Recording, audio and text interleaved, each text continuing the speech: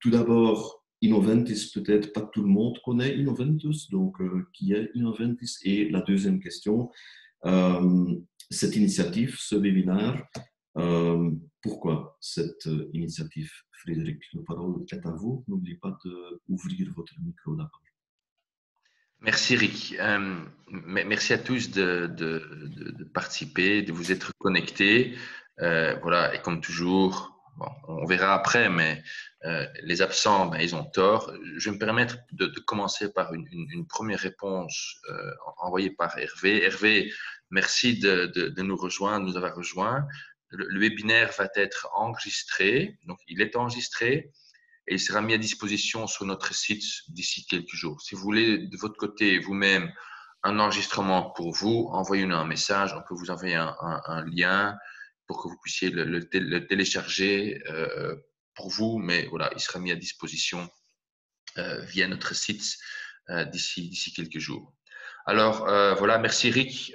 Pourquoi ce webinaire? Ben voilà, on s'est tous rendu compte que 2020 restera quand même une année un peu spéciale, même si dans le long terme, au niveau histoire, on verra ce que le Covid représenterait sur un siècle. Mais aujourd'hui, le Covid nous touche et touche la pharmacie fortement. En Belgique, je suis très content, nous avons des clients et des pharmaciens français qui nous rejoignent. Mais en Belgique, il y a une organisation qui s'appelle Red Pharma qui offre des services de marketing et qui, entre autres, a une plateforme qui est capable d'analyser les fréquentations en pharmacie. Et en Belgique, et je parle pour Bruxelles, nous connaissons une baisse où pendant la période de Covid, en moyenne, il y a sans doute des plus et des moins, mais en moyenne, on a noté une baisse de 8% des fréquentations en pharmacie. Et pour la Wallonie, les chiffres que j'ai vus, c'était même jusqu'à 15% de baisse. J'ai entendu aussi du marché français qu'il y a des régions où la baisse de fréquentation est encore plus importante. Donc voilà, on se rend tous compte que le Covid fait beaucoup de choses et déjà qu'on était en pleine en pleine l'évolution avec l'Internet, le monde qui est en train de se digitaliser. Donc, le monde bouge, le monde de la pharmacie est en train de bouger. Et donc, une des questions importantes est devenue quelles sont les stratégies qui vont permettre de renforcer la pharmacie, mais de façon durable. Et comment peut-on convaincre les clients de faire le choix de la pharmacie et dans certains cas même de faire le choix de la pharmacie physique ou la pharmacie de proximité. Alors, je ne suis pas pharmacien, personnellement, je fais de l'économie et puis du marketing, mais je me souviens d'une formation de marketing dont le thème était la différenciation et donc la nécessité d'avoir un avantage compétitif. Et je me souviens que je demandais au prof, oui, on a tous bien conscience qu'un avantage compétitif, c'est très facile, ça peut aider les choses, mais en fonction du secteur, en fonction de l'activité, de la société, si on n'en a pas, on fait quoi? Et je me souviens, la réponse était très brève et claire et nette. Eh bien, c'était, voilà, c'est simple, il faut en créer un. Je me souviens aussi d'avoir réagi, oui, c'est facile, hein, créer un avantage compétitif. Eh bien, si on ne trouve pas, à nouveau, le professeur, c'était ben, continuer à chercher, à entreprendre de façon durable, il faut absolument se différencier. Il n'y a vraiment pas moyen de faire différent. Alors voilà, nous, en tant que société, on veut être le partenaire des pharmacies, on veut aller plus loin qu'uniquement coller des étiquettes avec le nom de la pharmacie sur le produit. Donc nous espérons avec ces webinaires de vous inspirer et vous inspirer à créer votre propre avantage compétitif. Vous verrez que Rick aura beaucoup d'exemples. Donc ce sera en partie, il y aura de la théorie, mais il y aura aussi beaucoup d'exemples très très pratiques. Évidemment, n'hésitez pas à échanger, à poser des questions. Aussi, sachant qu'il y aura un deuxième webinaire dans une semaine, et si entre les deux, vous avez des questions, envoyez-nous les questions. Rick fera en sorte, si possible, de les répondre, d'y répondre, ou même de les emmener dans le prochain webinaire, même qui aura son thème. Mais on l'a fait pour les webinaires néerlandophones également et on a intégré des réponses à des questions que les pharmaciens se posaient. Alors, pour clôturer brièvement Inventis Pharma, c'est qui? Je vais commencer par poser une question à Rick. Rick, dis-moi, d'après toi, dans la pharmacie, et je parle pour la pharmacie belge, d'après toi, quelle est la marque la plus forte en pharmacie en Belgique? La marque la plus forte, ça doit être une marque que tout le monde connaît. Dafalgan, par exemple.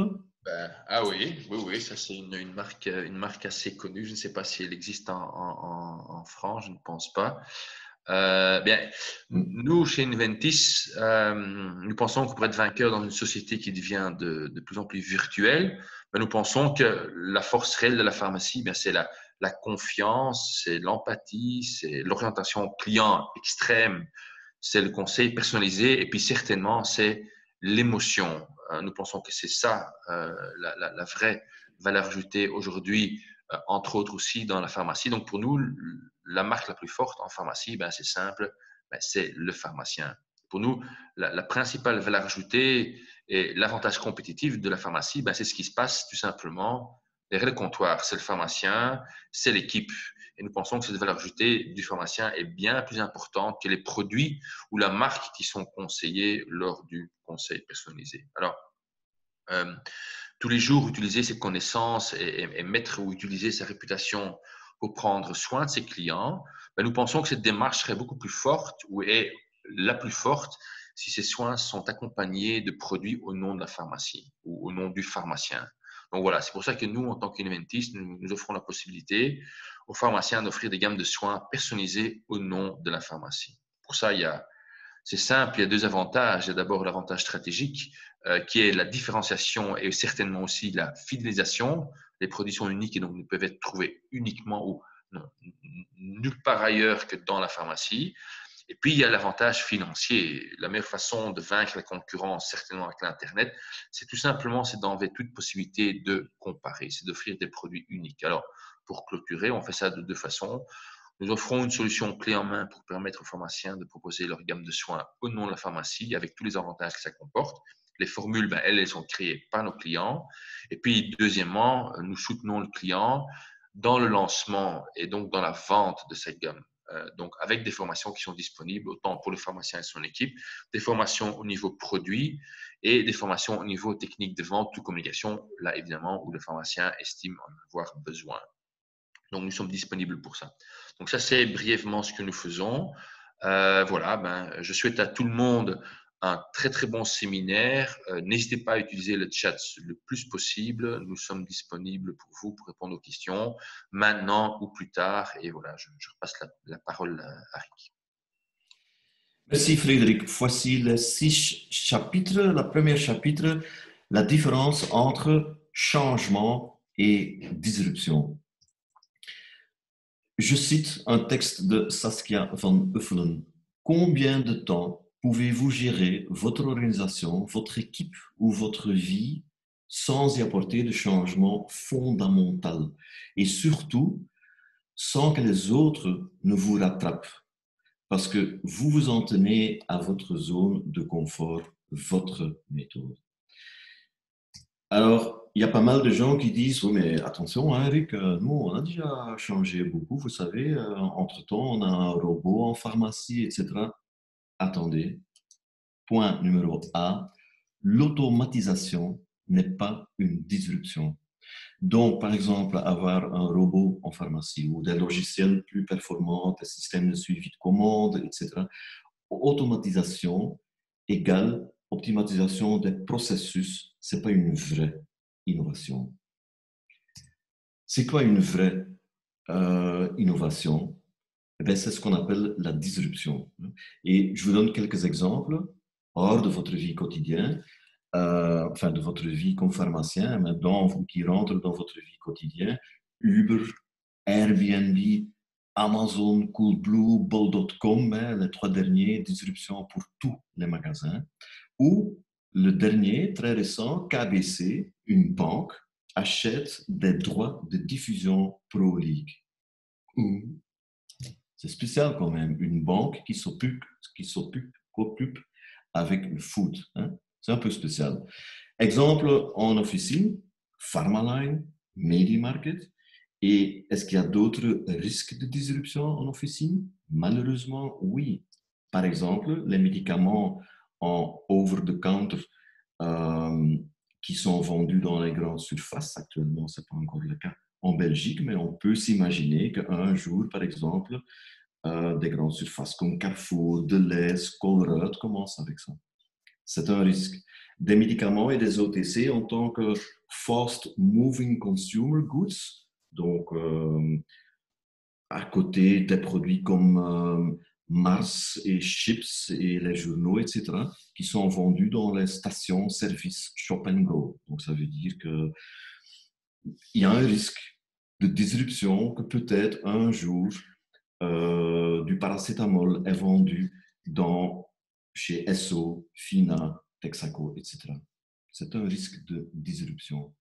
Je vais vous montrer une photo que peut-être vous n'aimez pas, mais ce monsieur, par exemple, c'était le disrupteur l'année passée. Il y a pas mal de critiques, mais c'est un disrupteur, c'est un exemple. Et bien sûr, votre première réaction sera « Ah non, je ne suis pas d'accord et on doit réagir, etc. etc. » C'est ce qu'on appelle réticence au changement. Le docteur Kübler-Ross, elle a créé cette courbe qui était à l'époque prévue comme visualisation d'un trajectoire de deuil. L'axe horizontal, là, vous voyez l'évolution dans le temps, et verticalement, vous voyez les émotions. Et ce qui se passe, en fait, c'est qu'aux premières étapes, on est contre une disruption, mais vouloir ou pas vouloir, à un moment donné, il faut l'accepter. Et si on est malin, on peut même voir les avantages après un certain temps. Écoutez, vous n'êtes pas seul. On peut vous aider, par exemple, ma société, Mons Management, on donne des workshops, on donne des ateliers dans les pharmacies pour leur aider à augmenter leur chiffre d'affaires, ou par exemple, ce que Innoventis fait pour vous ce soir. Donc voilà, félicitations, maintenant vous êtes déjà sur la bonne voie.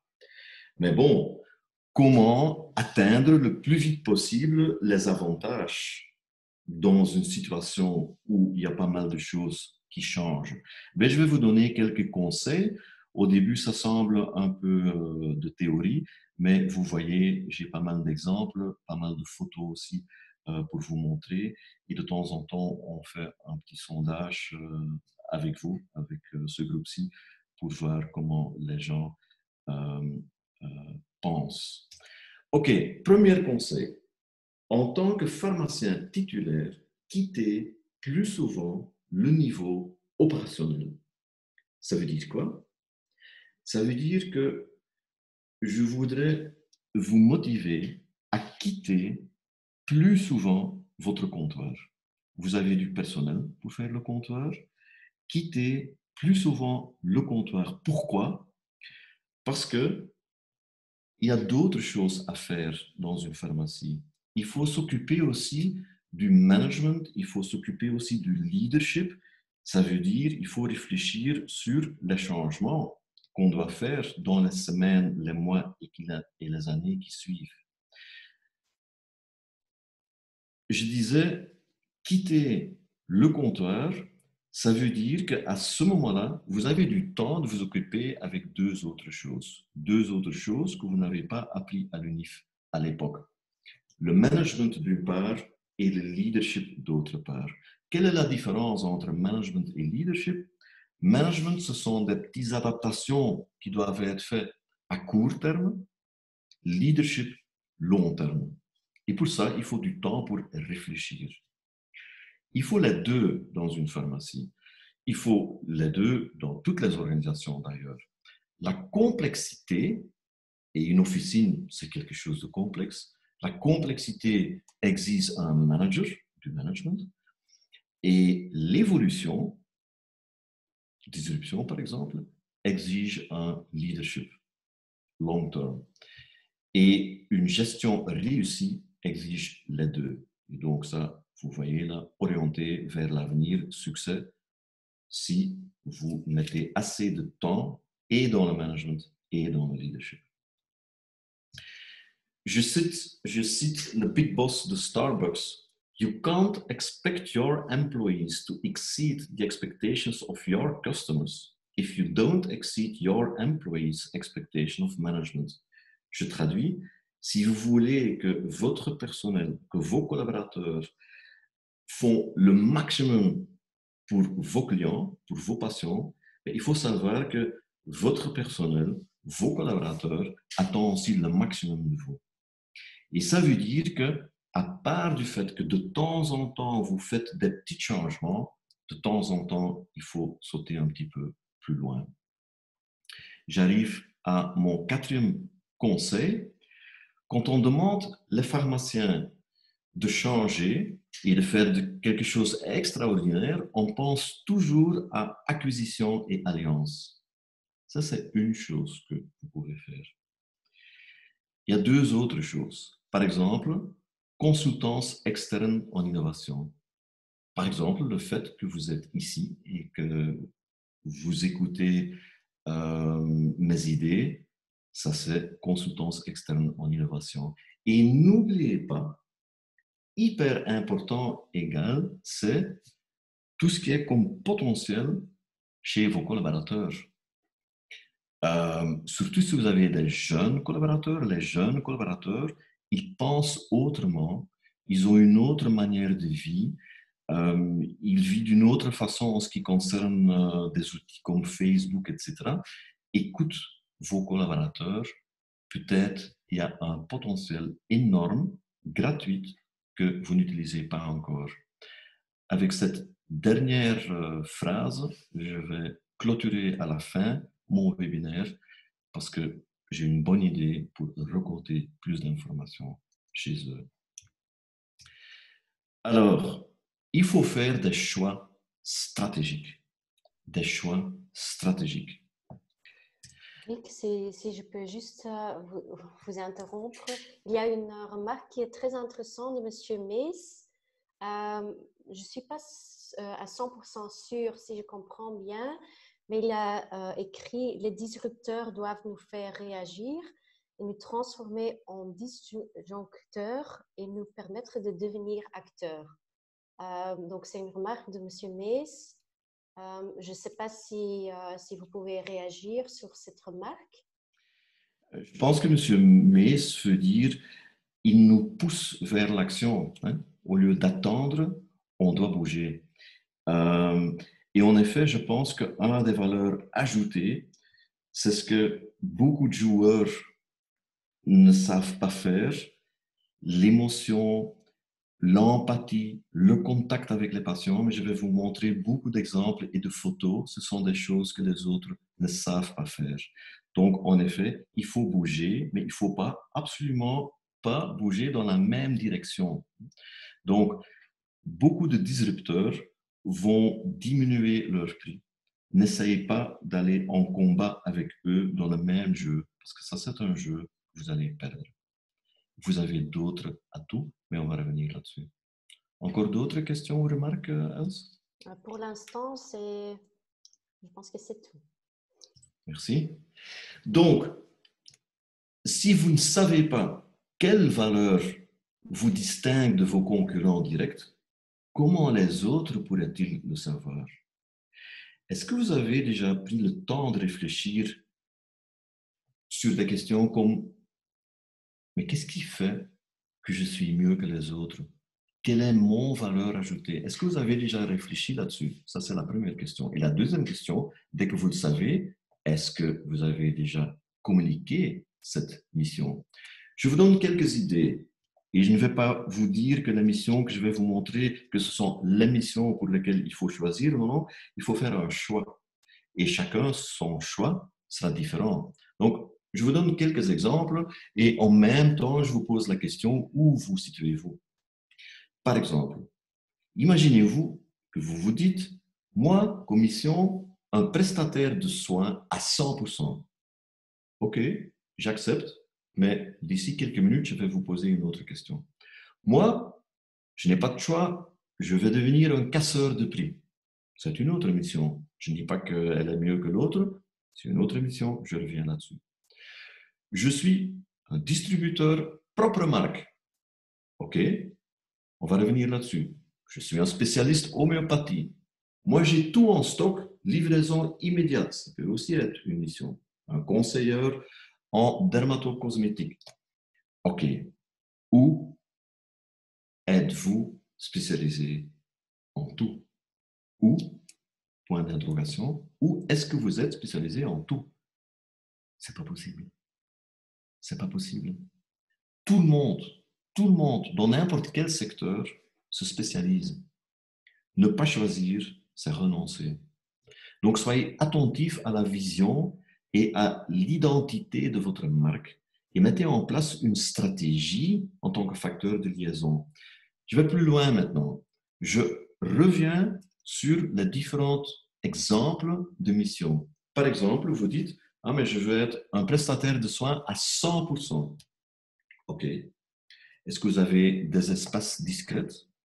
Est-ce que vous vous êtes spécialisé entre-temps en coaching des patients? Sinon, vous n'êtes pas vraiment le prestataire de soins à 100%. Je suis un casseur de prix. OK, c'est un choix. Vous avez des affaires en œuvre. Vous avez des offres. Est-ce que c'est clair pour tout le monde? Moi, je suis un distributeur propre marque. OK. Est-elle présentée d'une façon visuelle, de manière prépondérante? Est-ce que dès que le patient rentre dans votre officine, il voit immédiatement, ah voilà, le monsieur, il a un propre marque? Imaginez-vous spontanément, est-ce que vous êtes actif avec ça? Donc, chaque fois quand il y a un patient qui rentre dans la pharmacie, vous lui proposez votre propre marque? Peut-être vous dites, je suis un spécialiste en homéopathie. Peut-être des préparations maison dans votre propre laboratoire. Faites-vous en sorte que cela soit visible. Thérapie orthomoléculaire, vous faites des compositions individualisées. Est-ce que les gens savent voir ça? Enfin, etc., etc., etc. Par exemple, un conseiller en dermatocosmétique, est-ce que vous avez des partenariats avec d'autres experts? Choisissez, montrez et communiquez. Je vais vous choquer un peu avec une citation de professeur Stephen Covey. Je vous le cite en anglais, mais je vais le traduire directement. The end in mind. La fin en vue. This is your funeral, 3 years from today.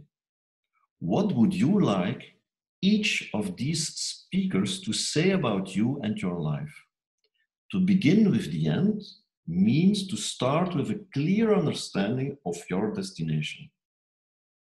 Je traduis. D'ici 3 ans, votre cérémonie funéraire. C'est un peu lugubre, hein? Mais essayez de vous imaginer. Et je vous pose 3 questions. La première question est, qu'est-ce que tu espères que les gens qui prennent la parole disent de vous? Ça, c'est ma première question. Ma deuxième question, la première, c'était j'espère. Ma deuxième question, qu'est-ce que tu penses qu'ils vont dire? Et la troisième question, est-ce qu'il y a une différence entre les deux? Mais vous avez de bonnes chances.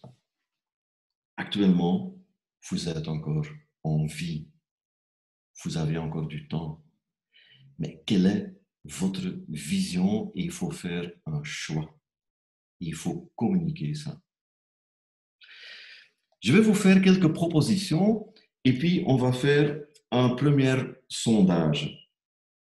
On aura plusieurs ce soir. Voici la première sondage. Quel grand changement prévoyez-vous encore d'apporter cette année-ci? Attention, on est déjà septembre. Hein? Septembre, octobre, novembre, décembre. Vous avez 4 mois de temps. Quel grand changement prévoyez-vous encore apporter cette année-ci? Il y a différentes possibilités. Vous pouvez en choisir 2. Misez fortement sur le coaching des patients avec utilisation d'un espace discret. Deuxième possibilité. Proposez aussi un grand choix de produits soldés. 3. Misez davantage sur la promotion de la gamme des marques propres. 4. Mettre en avant une spécialisation, dermatocosmétique, homéopathie, orthomoléculaire, autres. 5. Pratiquer une ou quelques activités supplémentaires, par exemple livraison à domicile, collaboration avec d'autres experts de la santé, ou sixième possibilité, vous avez le choix, vous pouvez répondre 2, je n'en vise aucun changement avant la fin de l'année. Voilà, je passe à Anya. Vous pouvez répondre à cette question et n'oubliez pas de taper, après avoir fait votre choix, de taper sur, je ne connais pas le nom du bouton, sur Submit.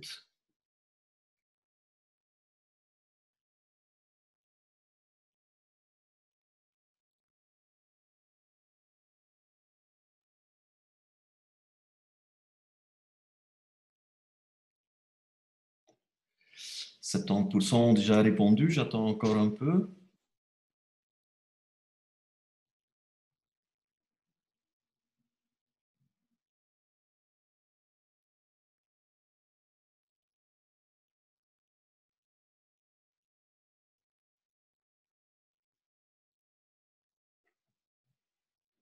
Ok, Anya, on y est, je pense. Merci. Moi, je suis hyper content pour 2 raisons. Je pense que Frédéric est content également. La première chose pour laquelle je suis content, c'est qu'il n'y a que 13% qui disent j'envisage aucun changement. Moi, je suis hyper heureux que plus que 30% ont répondu de travailler sur le coaching de patients. J'en suis sûr que coaching des patients va faire la distinction entre vous et Internet. Mais je connais quelqu'un d'autre qui est encore plus heureux que moi. Frédéric, je vous passe la parole pour quelques secondes ou Non, minutes voilà, ok. pour taper sur le J'ai bien demandé, 36%. hein. Bon, ok, je sais qu'on a pas mal de clients qui participent, donc voilà, c'est par sympathie, par politesse, par respect, je ne sais pas, mais voilà, évidemment, on est très content d'avoir un bon score pour ce sondage. Merci beaucoup. Je ne pense pas que c'est par sympathie, Frédéric, puisque c'est anonyme. Ouais, mais il y Probablement, a c'est vrai. Alain là aussi, hein, Alain regarde, donc je sais pas si... Ok, je vais plus loin et j'utilise une citation de Steven van Bellegem. Steven van Bellegem, il dit chaque organisation, chaque société doit se concentrer sur 4 C. Customer experience, hein, l'expérience du client, conversation, content, hein, le contenu, et la collaboration. 4 C. Eh bien, moi, j'ai essayé de traduire ces 4 C avec quelques trucs et astuces pour la pharmacie. D'abord, j'ai un petit problème ici. Je dois... Voilà. Est-ce que je peux bouger encore? Oui, voilà. Les 4 C. 1. Utilisez votre vitrine, sachant que less is more. Quand je regarde les vitrines de pas mal de pharmacies, c'est pas du tout attractif. Et je vois surtout des vitrines avec des petites boîtes partout, boîtes, des boîtes partout. Et finalement, c'est une vitrine qui n'est pas utilisée. C'est pas attractif, je répète. Hein. Un piéton qui passe à côté, il voit rien en fait. Je vais vous montrer quelques photos de bonnes vitrines. Osez placer une citation sur votre fenêtre. Nous sommes spécialisés dans tac, tac, tac, tac, la mission que vous avez choisie. Ose communiquer ça. Pharmacie Mons, votre expert local en... Ose dire ça, ose afficher ça. Parce que peut-être vous le savez, c'est déjà bon. J'espère que vous le savez. Mais ce n'est pas parce que vous le savez que vos clients le savent. Adaptez votre infrastructure à votre spécialisation. Je vais vous montrer quelques exemples. Osez rediriger, cela fait de vous un expert. Je répète, osez rediriger, cela fait de vous un expert. Je vous donne une anecdote. Mons Management me sont spécialisés en vente, en management et en leadership. Ouais. Il y a un mois environ, il y a une société que je ne connais pas, une société qui m'intéresse. Et il me demande si on peut leur fournir un cours sur project management. Et j'ai dit non, ce n'est pas ma spécialité, mais je vais vous citer une société qui est spécialisée en project management. X semaines après, la société est revenue et aujourd'hui, c'est par hasard, vraiment aujourd'hui, ils ont signé le contrat pour un autre thème. La dame est revenue en disant « On trouvait ça tellement fort que vous avez refusé quelque chose parce que vous n'en êtes pas expert, qu'on a toute confiance dans le domaine où vous êtes expert. Donc, redirigez, cela fait de vous un expert. Utilisez votre site web et les réseaux sociaux. Mesdames et messieurs, je vous invite de relire la code déontologique pharmaceutique parce que cette code est fortement changée après le débâcle avec MediaMarket. Il y a, croyez-moi, beaucoup plus de choses que vous pouvez faire que vous pensez. Prévoyez un coaching avec les patients et ça doit être visible, donc il faut afficher ça, il faut dire ça aux gens et il faut que vous possédez des espaces discrets pour le faire. Et organiser le trafic dans votre pharmacie. Il faut créer des situations qui vont attirer des gens, et aussi là-dessus, je vais vous donner quelques exemples. Et une fois qu'ils sont dans votre officine, il faut leur faire le tour au lieu d'aller directement vers votre comptoir. Mais je répète, je vais vous montrer des photos pour vous aider dans cette créativité. Voilà, c'était mon deuxième chapitre. Je répète que je vais vous montrer dans quelques minutes pas mal de photos pour vous montrer ce que je vais vous proposer comme message. Mais d'abord, avant que je passe au troisième chapitre, je regarde Else. Je ne sais pas s'il y a des questions ou des remarques qui sont rentrées. Pour l'instant, je ne vois pas de questions, donc n'hésitez pas de les poser via le chat. Comme ça, je peux les suivre et les passer à Rick. Mais pour l'instant, non. Il n'y a pas de questions. C'est tout clair. Donc, OK, merci. Mais Anya me communique qu'il y a autre chose qui n'est pas clair. Il paraît qu'il y a un trait jaune et je le vois maintenant aussi sur l'écran. Donc, donne-moi quelques secondes de changer quelque chose en ce qui concerne mon écran. Et avec un peu de chance, ces traits vont disparaître. Voilà. Ça, c'est mieux, je pense. Anya, c'est correct? C'est disparu? Oui, hein? Anya, tu m'entends? Oui, oui, oui, c'est OK maintenant. Merci. Le chemin vers le patient. Le chemin vers le patient.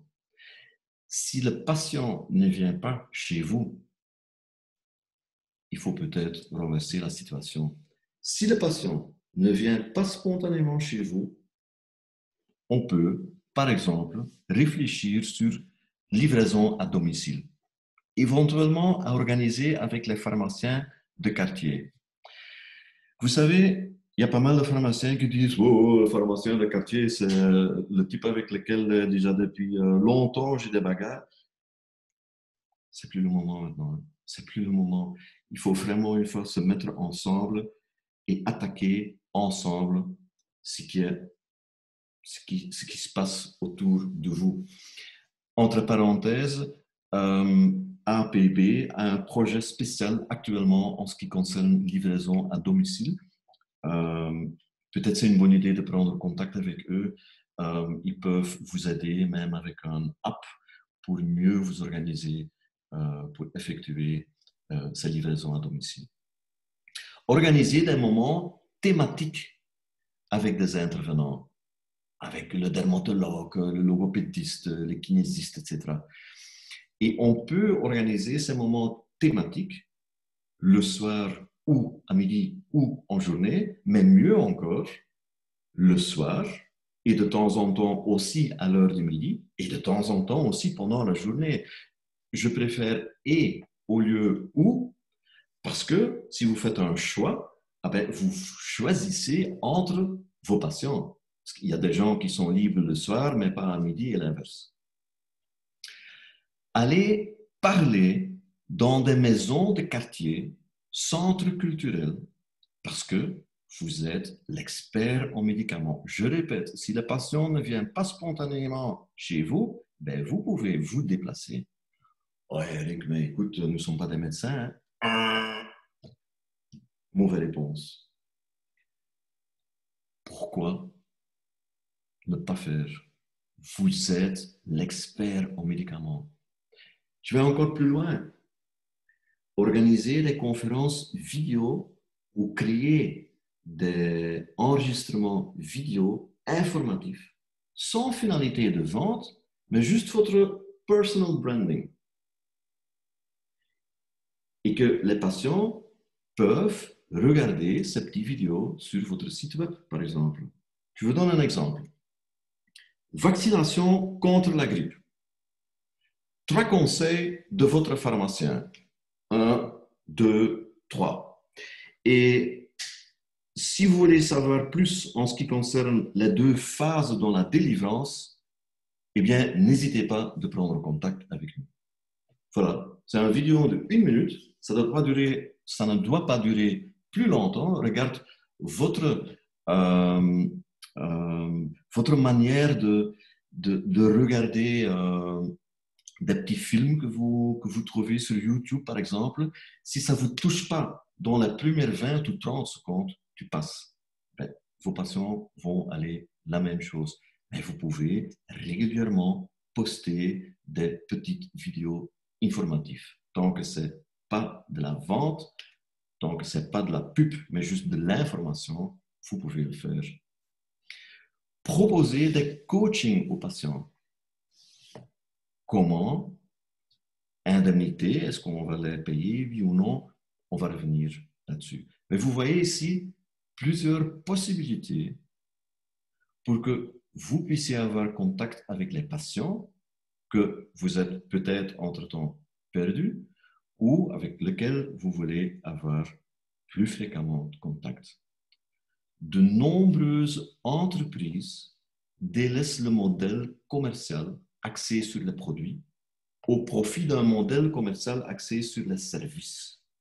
On va donc revenir sur quelle sorte de service est-ce que vous pouvez délivrer à vos patients.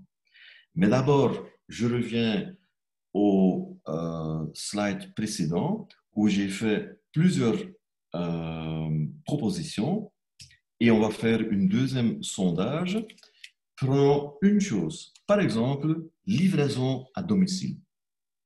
Parce que les dernières semaines, mois, les patients ont senti ce que c'est être délivrés à la maison, ceux qui ont commandé via Internet.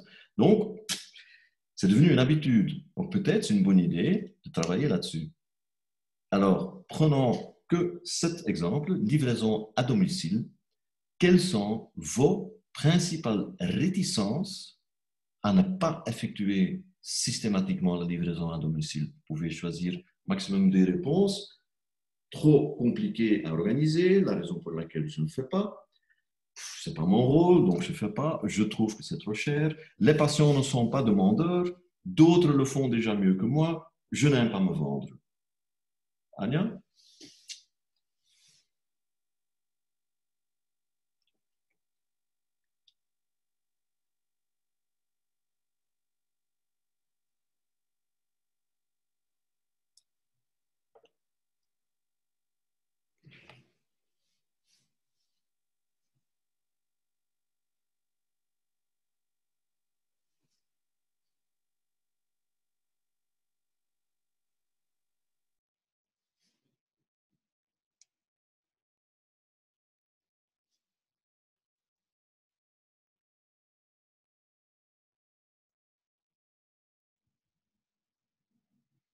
On est à presque 70%. J'attends encore un peu. N'oublie pas de pousser Submit après avoir fait votre choix.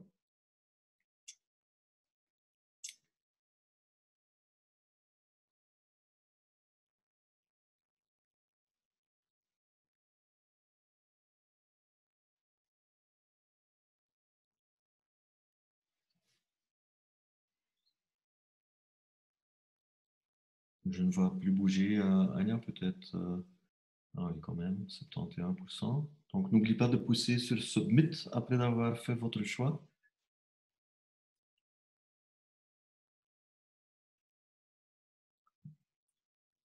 On va clôturer, Anya. OK. Tout d'abord, je suis très content que 3 personnes sur 40 ont dit « je n'aime pas me vendre » et que 4 qui disent « ce n'est pas mon rôle ».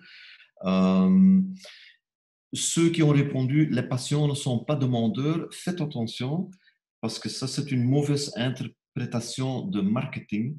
Les gens ne demandent jamais ce qui n'existe pas ou ce qu'ils ne connaissent pas. Hein? Donc, c'est quelque chose qu'on peut créer. Et ce qui est logique, et on a revu le même chiffre chez les néerlandophones, c'est trop compliqué à organiser. Je suis tout à fait d'accord. Je répète, prends contact avec APB. Ils ont une cellule qui s'occupe avec ça. Ils ont créé un app qui peut vous aider et sans doute, ils sont prêts à vous aider. Je vais plus loin. Les patients se comportent comme des clients. Vos patients se comportent comme des clients. Le comportement des clients change. Et une fois le changement est initié, la tendance se poursuit. Et je ne le dis pas comme tel, non, c'est un constat de Comeos. Et Comeos, elle a fait une analyse et elle a tiré 3 conclusions importantes. 1. La crise du coronavirus a modifié les habitudes d'achat. Deuxième point. 1/3 disent vouloir acheter davantage en ligne, c'est-à-dire livraison à domicile à l'avenir. Et troisième chose, et celle-là est hyper importante pour vous, ce sont surtout les 60 ans et plus qui ont découvert ce confort. Pourquoi est-ce que ce dernier point est tellement important pour vous? Parce que 60 ans et plus, ils font environ 60% du chiffre d'affaires de l'officine. Les clients ne sont pas fidèles aux marques, ils sont fidèles au canal de distribution. Donc, ça veut dire que ce n'est pas la marque qui va toujours leur attirer, non, c'est le canal de distribution. Et ce canal de distribution, ça peut être vous. Et je vais vous expliquer pour plusieurs raisons pourquoi ça peut être vous ou que ça peut revenir vous. Retiens de toute façon cette phrase-ci. La première chose qu'un client achète ou la première chose qu'un patient achète, c'est vous. D'abord, il achète vous. Et donc, après ça, vos conseils et donc le produit qui va avec. Mais d'abord, il achète vous. Et les gens ne vont pas sur Internet, ils ne vont pas acheter en ligne à cause du prix. Je vous montre. C'est une analyse très récente faite par Google et ils ont regardé de 2004 jusqu'à 2020 la raison pour laquelle les gens ont acheté via Internet. Donc, il faut savoir qu'il y a en fait 3 phases, phase 1, phase 2 et phase 3. Au début, quand les gens utilisaient Internet, c'était pour acheter un produit moins cher. Dans l'année 2009, ça a changé et les 2 courbes se sont croisées. Et actuellement, 2020, c'est l'inverse de la situation au début. Donc, ça veut dire que depuis 2009, le prix n'est plus le principal facteur de décision lors des achats en ligne. Je répète en mots ce que vous avez voyé par la courbe, avec les courbes. l'évolution des raisons motivant le shopping en ligne. Avant Internet, ça on ne voyait pas sur la courbe, avant Internet, le choix était limité par la disponibilité et la proximité.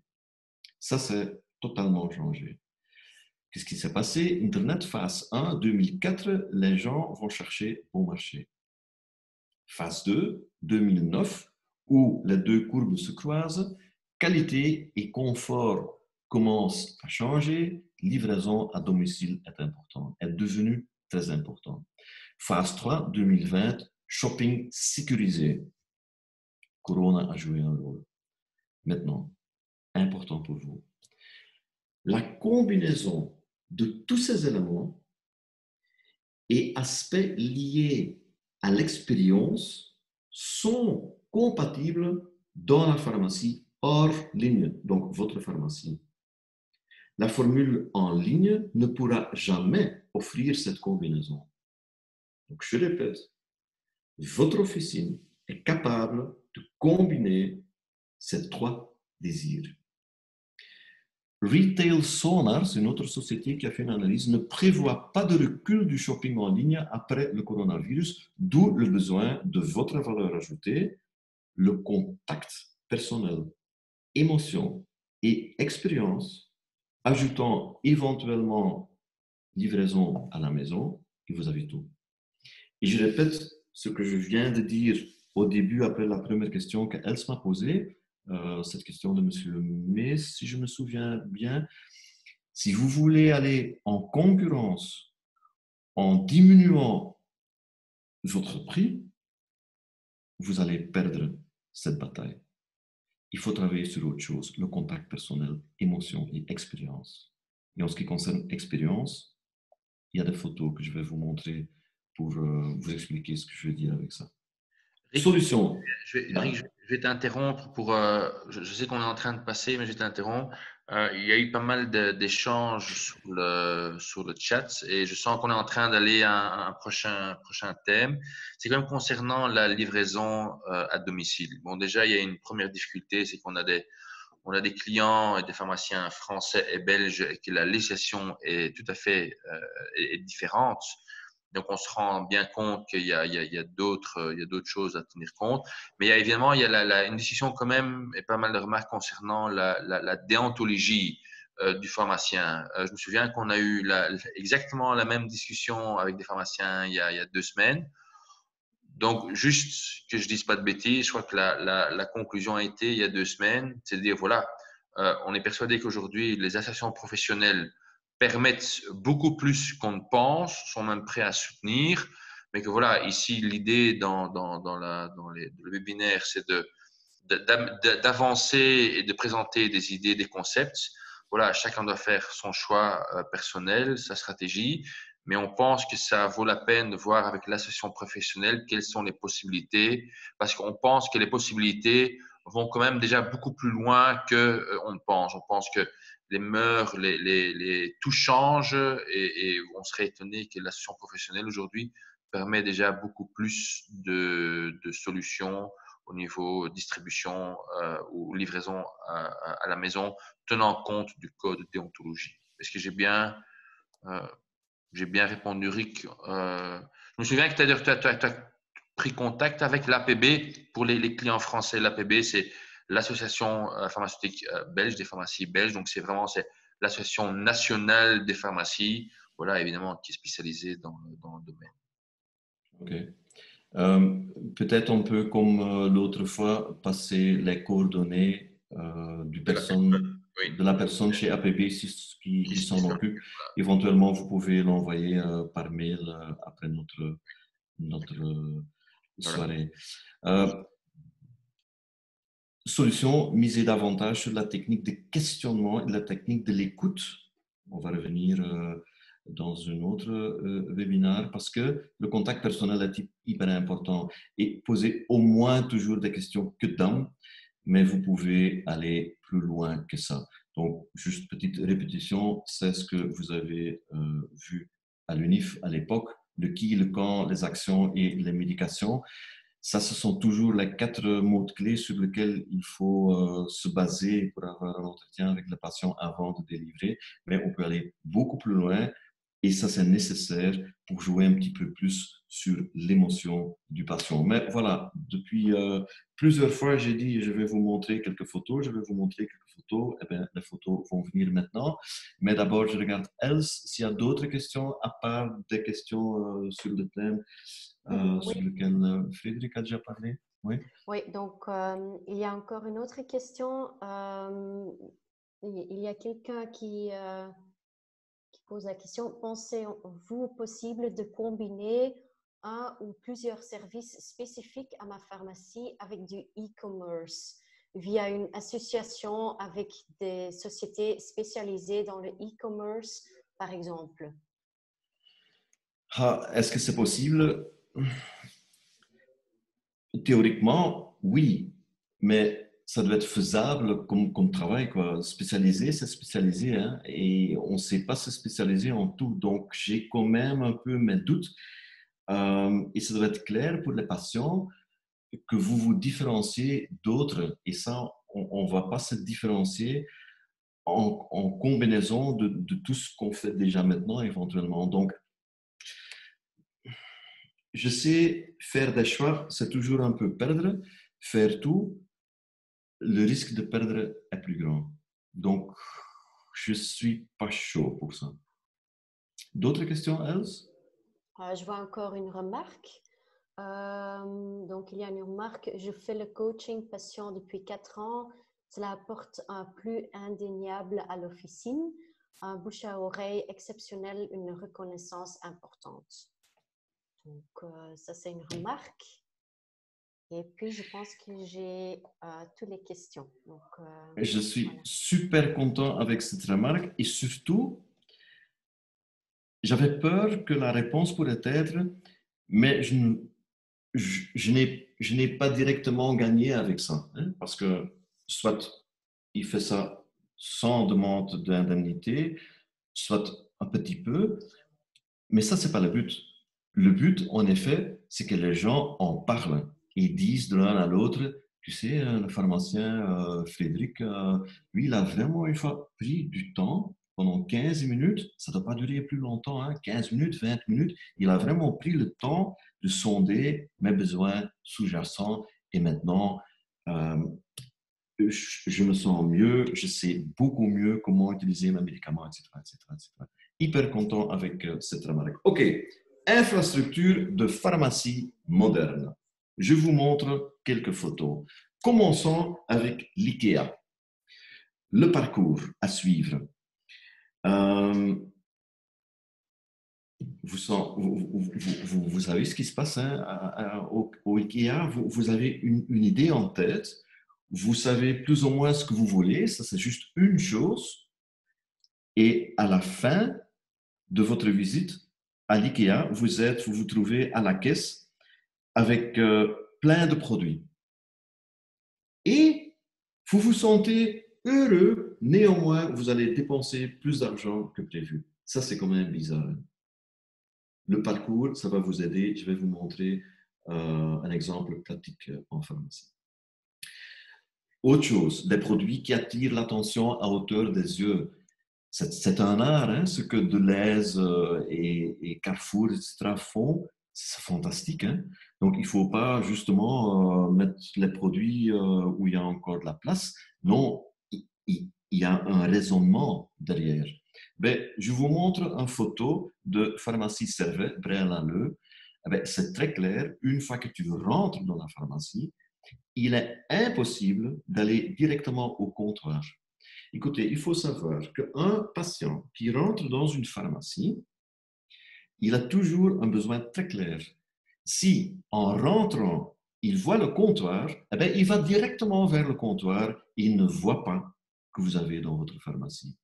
Tandis que si vous ne permettez pas d'aller directement vers le comptoir, mais tu laisses lui faire un tour, eh bien, il va voir d'autres choses qu'il n'a pas vues. Il va être heureux quand il quitte la pharmacie, néanmoins peut-être il a acheté plus. Je donne un deuxième exemple. Oh, Medi-Market. Ben, écoutez, il faut peut-être une fois aller voir de temps en temps ce qu'ils font. Hein. Et la première chose que j'ai vue quand je suis rentré au Medi-Market, ce sont les chariots. Maintenant, allez, Eric, allez, tu vas m'être patient avec un chariot dans ma pharmacie. Mais écoute, je vais vous montrer ceci. La pharmacie à Wemmel, hein, Pieter Vermeers, il a dit, écoute Rick, je vais une fois essayer. Pieter Vermeers, le titulaire de la pharmacie à Wemmel, a fortement augmenté son chiffre d'affaires. Il a augmenté son chiffre d'affaires avec 11% après qu'il a acheté des paniers. Je vous explique pourquoi ça va augmenter votre chiffre d'affaires. Il y a pas mal de patients qui viennent chez vous et qui achètent une boîte, une bouteille de quelque chose. Imaginons qu'ils sont contents de ce produit que tu lui as advisé. Il se dit, j'ai envie d'acheter 4 ou 5 boîtes, 4 ou 5 bouteilles. Mais peut-être il ne va pas rester chez vous. Parce que acheter 4 ou 5 bouteilles en même temps dans une pharmacie, mais ça ne se fait pas quand même. Mais où est-ce qu'on fait ça? Ah, chez Medi-Market. Hein. Ils vont encore plus loin. Et ça, ils ont piqué cette idée de chez Colruyt. Qu'est-ce qu'ils font chez Colruyt? Un emballage par toi, par deux ou par trois. Et si tu les achètes par deux ou par trois, tu reçois une réduction. Ce qui se passe en fait, c'est grâce à cet emballage par deux ou par trois, grâce à cet panier, tu vas créer une situation où les patients trouvent normal d'acheter à grande quantité. Vous savez, chez Colruyt, vous pouvez aussi acheter une boîte, hein?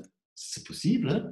Mais on ne fait presque jamais parce que c'est pré-emballé par deux ou par trois. Donc, la même chose chez vous. Bien sûr que l'achat produit individuel est autorisé, mais si vous l'emballez par deux ou par trois, si vous donnez des paniers, les gens trouvent ça normal que chez vous, on achète à grand volume. Entre parenthèses, les remises que vous donnez, 10% tout le temps, dans toutes les situations, pour tous les produits. Il faut arrêter ça. Il faut arrêter ça. Il faut connecter volume avec remise. Et pas tout simplement donner 10%. Autre chose qu'on peut faire, attribuer une place prominente à votre marque propre. Si vous rentrez dans la pharmacie Burnham à Hingelen, vous voyez immédiatement la marque propre. Il y a un cadre autour de cette marque propre. On le voit directement.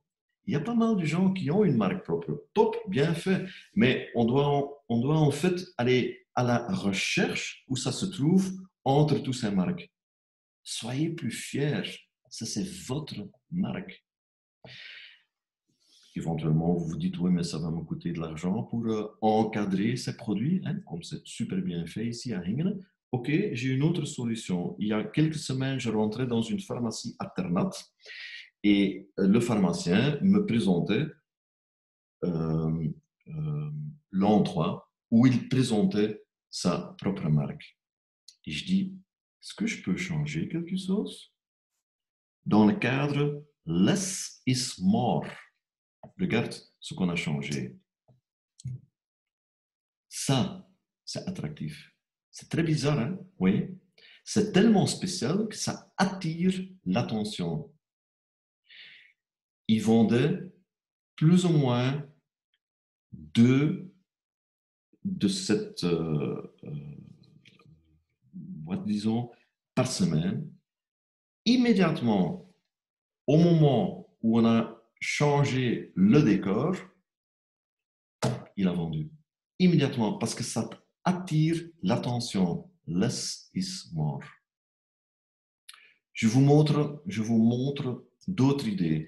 La pharmacie de Dirk Brooks à Anvers. Tout d'abord, le distributeur 24/7. Est-ce que c'est obligatoire? Non. Je lance quelques idées. On ne peut pas faire tout. Ça va vous coûter de trop aussi pour mettre tout en pratique ce que je vous montre. À vous de faire un choix. Mais donc, par exemple, le distributeur. Deuxième chose, des écrans. Donc, les gens aiment regarder, les gens aiment jouer aussi. Hein. Et on ne va pas uniquement chez Dirk à Anvers, on va aussi, par exemple, à Ternat, une pharmacie qui est moins grande, mais quand même. Et les gens aiment ça. Ils vont toucher la photo, et quand tu touches la photo, ça s'agrandit. Quand tu touches encore une fois, tu reçois de l'information. Autre chose, combine des comptoirs assis et debout. C'est extraordinaire, c'est spécial. Ok, c'est un investissement, mais ça vaut la peine. Ou si vous êtes en train de réfléchir sur une réorganisation de votre infrastructure, pense à ça. Ne travaille pas uniquement avec des comptoirs debout, aussi des comptoirs assis. Et ça, les gens adorent ça. Ça, les gens adorent. Les patients d'aujourd'hui, les clients, ils aiment jouer. Et Frédéric, j'ai une question pour vous. Peut-être vous connaissez votre poids, mais est-ce que tu connais aussi la longueur de votre corps? Oui, 1,81. Ok. Ah ben, ça c'est étonnant que tu... Et toi, Els, tu connais? Il ne faut pas le dire, mais tu le connais? Ok. Mais écoute, si vous rentrez dans la pharmacie de Dirk Brooks, eh bien, immédiatement, vous voyez votre poids, votre longueur du corps. Il va plus loin.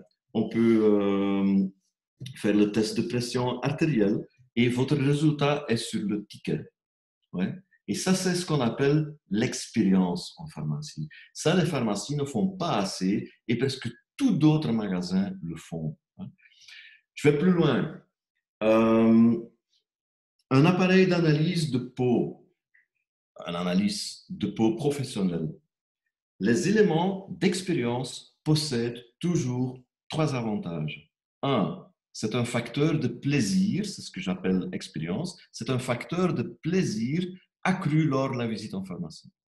Deux, mesurer, soit c'est la pression artérielle, soit c'est longueur, soit c'est votre poids, n'importe, mesure, c'est savoir. Et donc, le patient va immédiatement comprendre ses besoins. Donc, par exemple, analyseur cutané, il mesure l'élasticité, la profondeur des rides, le niveau d'hydratation. Et troisième avantage, ça va provoquer des visites répétées en pharmacie. Et grâce au suivi thérapeutique, vous générez plus de passages et plus de ventes. OK, c'est un investissement, ça coûte entre 5 et 6 000 euros, mais c'est une sorte de jeu que vous avez dans votre pharmacie. Les patients l'aiment. Il y a comme ça, vous ajoutez une expérience en pharmacie. Petit sondage. Si vous deviez choisir laquelle des 4 possibilités ci-dessous vous semblerait la plus applicable dans votre pharmacie d'ici fin 2021. Donc, vous avez 1 an et 4 mois de temps. Faites votre choix. Anya?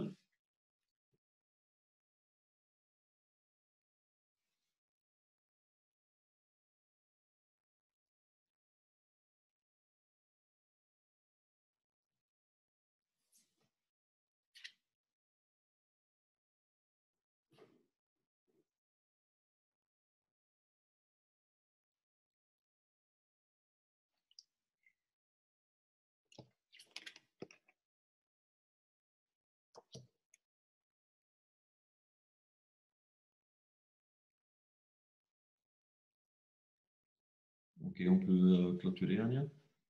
Je suis hyper content avec votre réponse, plus d'éléments d'expérience. Ça va attirer les patients. Ça sera plus agréable d'aller en pharmacie. Et vous allez voir que de temps en temps, il y a des patients qui rentrent et qui font que ça, hein, qui vont rien acheter. Mais c'est devenu un plaisir de rentrer dans votre pharmacie. Donc, il ne faut pas compter immédiatement, oui, mais celui-là, il s'est mesuré, il n'a rien acheté. Il va revenir. Il va revenir. Super. Else, je vous écoute parce que je suis presque à la chapitre 5. Il y a des questions?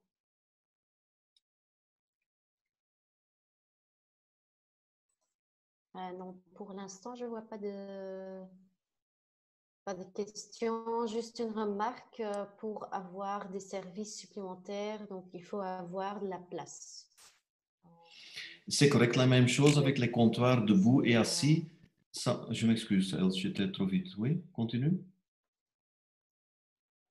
non, c'était ça. Ouais. Je comprends cette remarque, mais écoute, si vous envisagez de changer votre infrastructure, eh ben, il faut créer du place pour ça. Et ça semble bizarre, mais vous allez vendre plus quand vous avez changé votre pharmacie vers une pharmacie avec l'expérience. Vous allez gagner plus que autre situation, on va ajouter une armoire avec des produits supplémentaires. Et en ce qui concerne comptoir debout et assis, ben là, il faut fortement changer l'infrastructure. Mais si vous envisagez de changer l'infrastructure dans le futur, les comptoirs debout et assis, et surtout des coins ou des bureaux à part pour créer des zones discrètes pour le coaching des patients, ça, il faut faire. Mais donc, je répète, je suis très content avec votre réponse, 60% qui disent plus d'éléments d'expérience. Top, ça me fait plaisir. OK. Le pharmacien en tant que coach d'équipe. Donc maintenant, pendant quelques minutes, je ne parle plus des patients, je parle de votre équipe. Alors, vous allez trouver un peu spécial ce que je vais vous proposer. Néanmoins, ce que je vous propose, c'est quelque chose qu'on effectue dans toutes les sociétés, Et ça apporte beaucoup d'avantages, mais on ne le fait presque jamais dans les officines. Organisez pour vos collaborateurs des entretiens de fonctionnement et d'évaluation. Je ne vais pas tout parcourir ce qui est là-dessus. Vous avez le texte devant vous, donc vous avez du temps dans les jours qui suivent pour revoir. Donc, j'ai mis l'un à côté de l'autre pour bien montrer la différence, mais je vais en général vous raconter ce que je veux dire avec des entretiens de fonctionnement et d'évaluation. Donc, ne lisez pas qu'il y a là-dessus, vous avez le texte, je vais vous expliquer le principal. Il faut régulièrement, et il faut institutionnaliser ça, hein, donc pas par hasard, il faut planifier qu'au moins 2 fois par an, vous avez un entretien avec chaque membre de votre équipe. Un entretien qui prend 1 heure. Pas moins, pas plus. 1 heure. Moins, c'est pas assez. Plus, ça ajoute pas de valeur ajoutée. Donc, 2 fois par an, vous organisez un entretien avec chaque membre de votre équipe pendant 1 heure. De préférence, vous quittez la pharmacie, vous allez boire un café ensemble et vous avez un dialogue pendant cet entretien de fonctionnement. Un dialogue. Le meilleur, c'est que à l'avance, vous créez 4, 5, 6, maximum 7 questions. Des questions que vous voulez poser à votre collaborateur afin de trouver ensemble des moyens pour mieux fonctionner ensemble. Et donc, on va envoyer ces questions à notre collaborateur à l'avance, au moins 1 semaine à l'avance.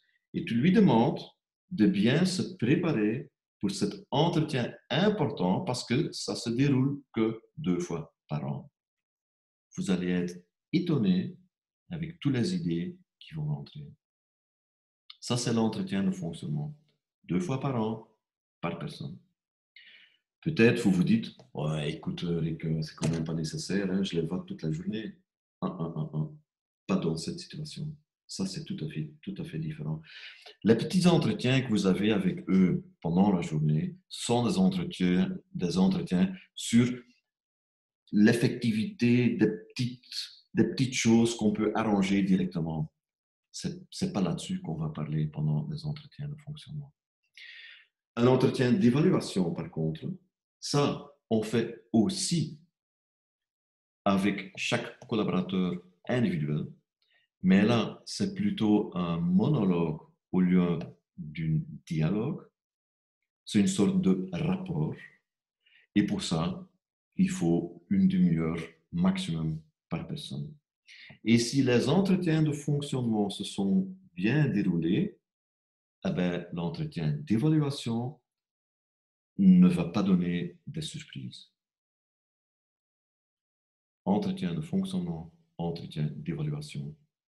Avant de plonger sur la dernière chapitre, j'écoute encore Else. Peut-être il y a des questions ou des remarques qui sont rentrées. Pour l'instant, non. Donc, n'hésitez pas à poser vos questions.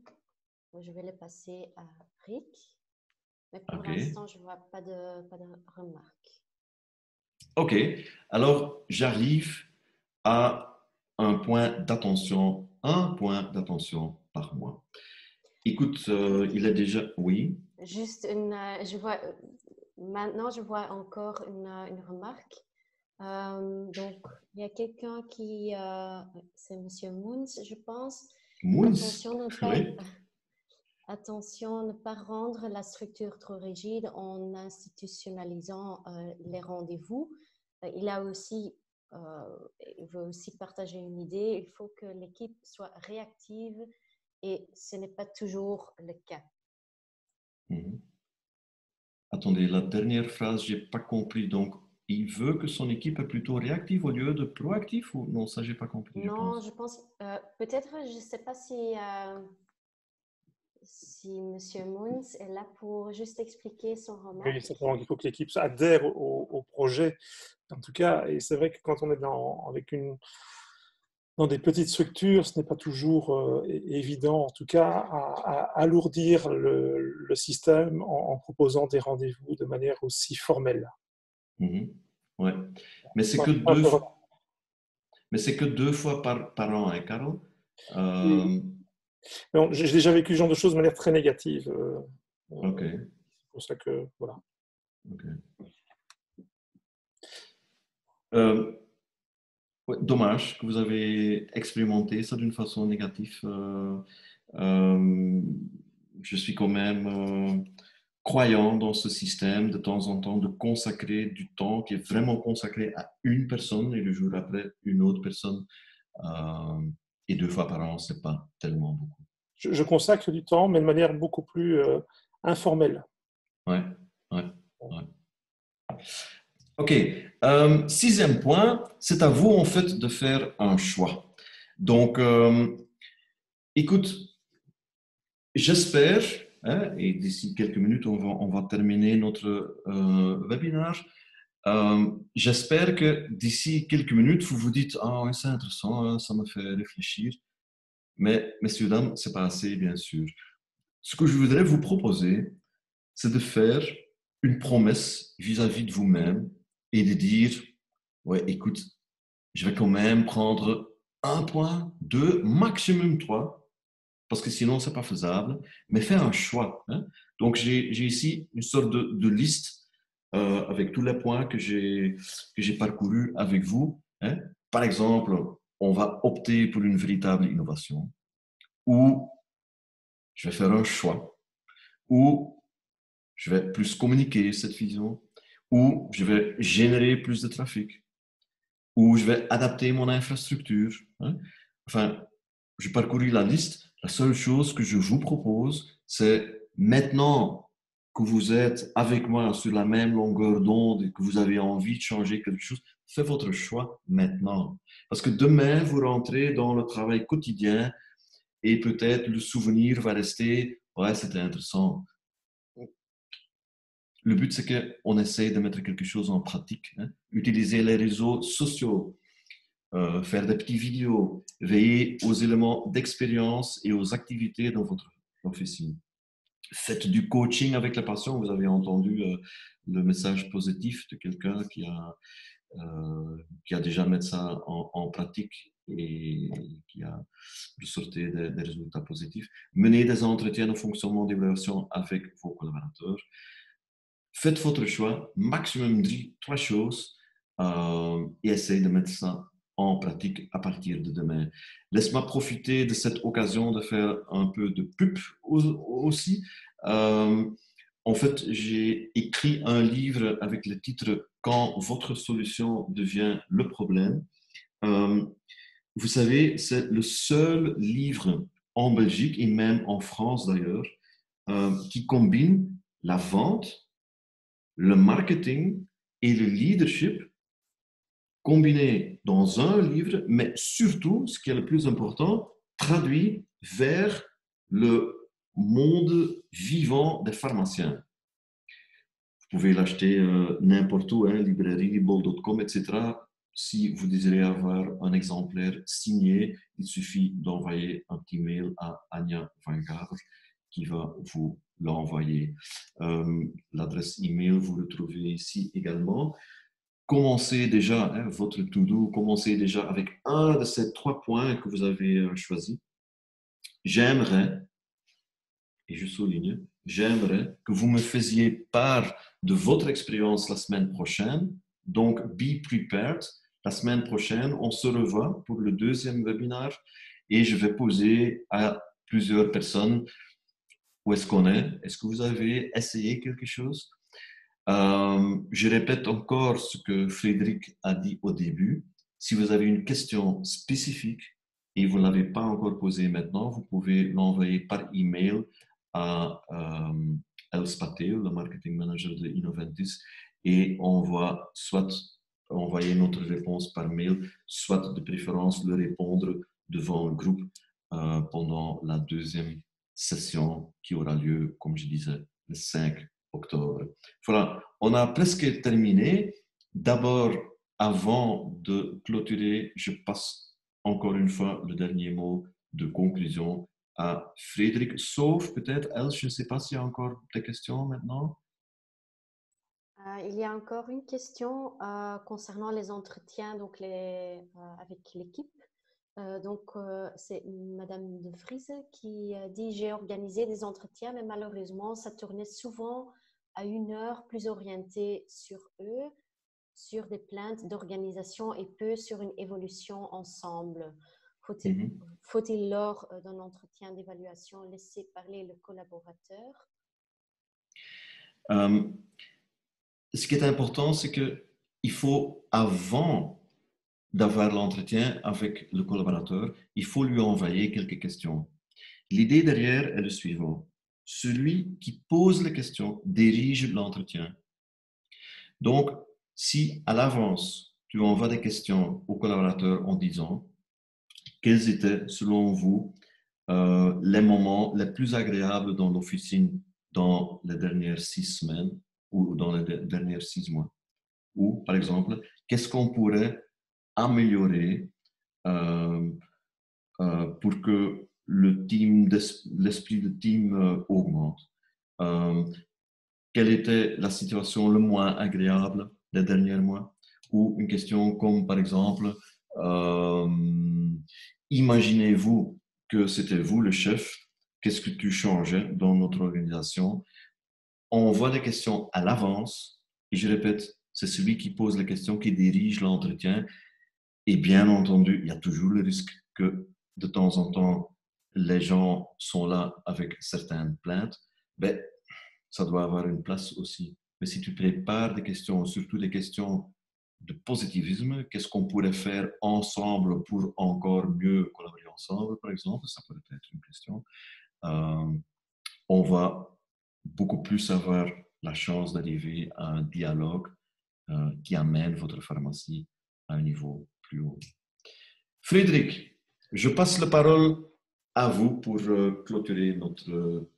Juste une petite remarque parce que je trouve la question de Mme De Vries très, très pertinente. Je trouve que c'est un problème qu'on reconnaît tous. Je pense que gérer les équipes, c'est très, très compliqué. Peut-être aussi déjà qu'on n'est pas tous formés, mais gérer les équipes, c'est pas évident. Aussi en pharmacie, bon, il y a un manque aussi de collaborateurs. Donc, c'est vrai que parfois, on est dans une situation où la relation avec le collaborateur n'est pas toujours aussi simple. Et donc voilà, je voudrais en profiter pour un peu de pub pour notre webinaire de la semaine prochaine parce que justement, ça parle de management input-output. Et c'est exactement ça. Comment, quand on a un collaborateur qui n'est pas motivé, est-ce qu'il y a moyen de le motiver? Personnellement, j'ai cru pendant des années que motiver quelqu'un qui n'est pas motivé à la base, c'est impossible. La motivation, on a ça en soi. Eh bien, Rick, avec ton livre et ton webinaire, j'ai quand même compris qu'il y a quand même pas mal de choses à faire et qu'en effet, en posant les bonnes questions, impliquant les gens, les collaborateurs d'une certaine façon, il y a moyen. Et c'est exactement ce que tu dis, les questions à l'avance. Ce que potentiellement on pourrait faire, on l'a fait, tu les as créés pour nous suite au webinaire néerlandophone.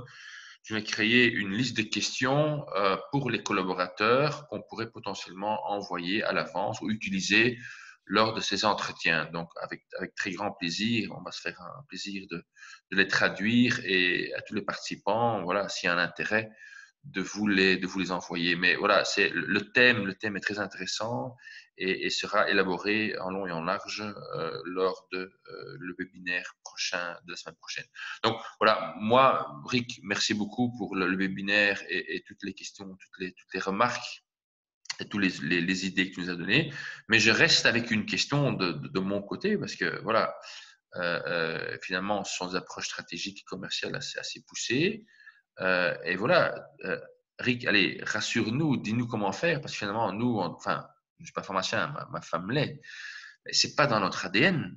Alors voilà, on n'est pas comme ça, on ne nous l'a pas appris à l'université. Et s'il y a vraiment pas moyen de faire autrement, voilà, comment s'y prendre, parce que le pas est assez grand.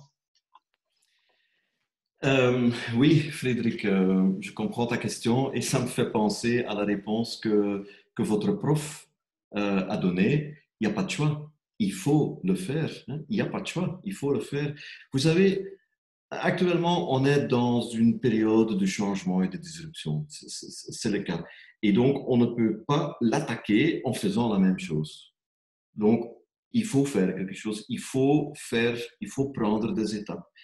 Et oui, c'est pas dans le DNA de la plupart des pharmaciens, c'est hors de votre zone de confort, je sais.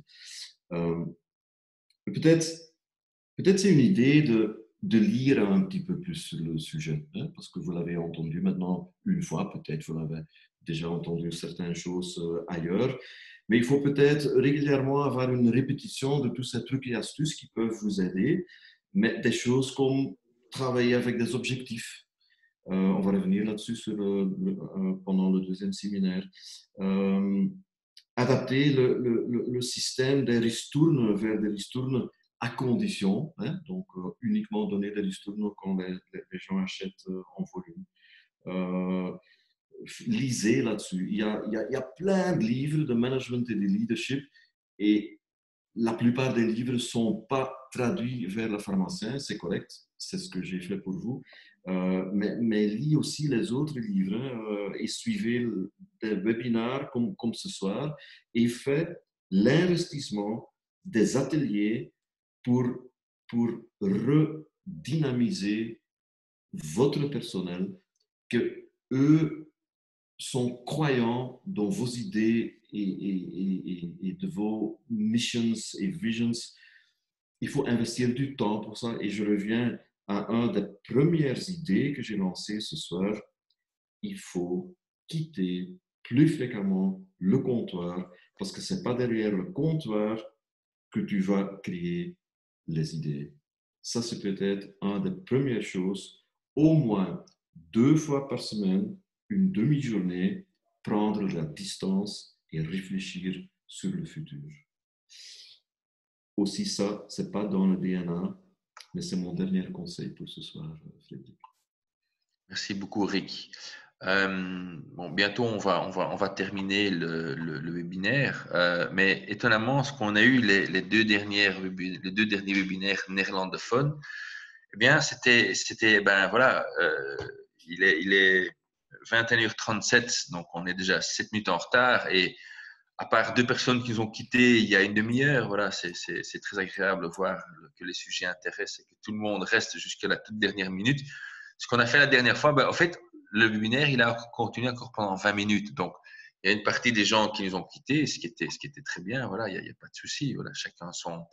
Et puis, il y a une discussion qui a commencé. Et puis, voilà, on a commencé à se parler. On a commencé à poser des questions. À Rick, entre nous, Donc voilà, donc, ce que je voudrais dire, c'est que voilà, merci à tous d'avoir participé. Le webinaire est terminé. Je vous inviterai à nous rejoindre la semaine prochaine. Je suis persuadé que ça va vous intéresser aussi. Ce sera différent, un peu plus compliqué, mais très, très utile. Voilà, donc si quelqu'un a encore envie de prendre la parole, à faire une remarque, et je remercie évidemment tous les clients de Innoventis, ça me fait beaucoup, beaucoup plaisir de les voir. Hein. Monsieur Rebet, voilà, merci d'avoir participé. Et voilà, s'il y a encore des questions, des remarques, surtout n'hésitez pas sur le chat ou tout simplement même de vive voix. Mais peut-être je propose que Anja coupe de opname, hoe zeg je dat in het Frans? L'enregistrement. L'enregistrement comme ça, parce que le webinaire se on reste entre nous. ici. Maintenant, voilà.